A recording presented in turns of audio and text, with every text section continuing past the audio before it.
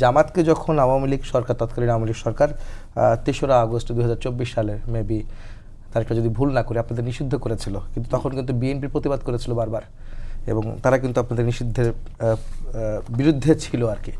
তারা এখন সেই দলের নেতা এখন এই ধরনের কথা কেন বলছেন বা এটা যুক্তি আসলে আপনি কি বলবেন? ধন্যবাদ আপনাকে, ধন্যবাদ সময় টেলিভিশনের দর্শক শ্রোতাবৃন্দকে। ৩রা আগস্ট যখন জামাত শিবিরকে নিষিদ্ধ করা হয়, আমার এক্স্যাক্টলি মনে নাই যে বিএনপি এটার প্রতিবাদ করেছিল কিনা। প্রতিবাদ যদি করে থাকে তাহলে গণতান্ত্রিক আচরণ করেছে। জি করেছিল। এর আগেও আপনাদের নেতাদের যখন ফাঁসি হয় তখনও বিএনপি নেত্রী খালেদা জিয়া নেতাদের ইভেন তিনি প্রতিবাদ জানিয়েছিলেন। আমাদের নেতাদের সময় কখনোই কোনো প্রতিবাদ করেনি, এমনকি সালাউদ্দিন কাদের চৌধুরীর সময়ও কখনো কোনো প্রতিবাদ করে নাই।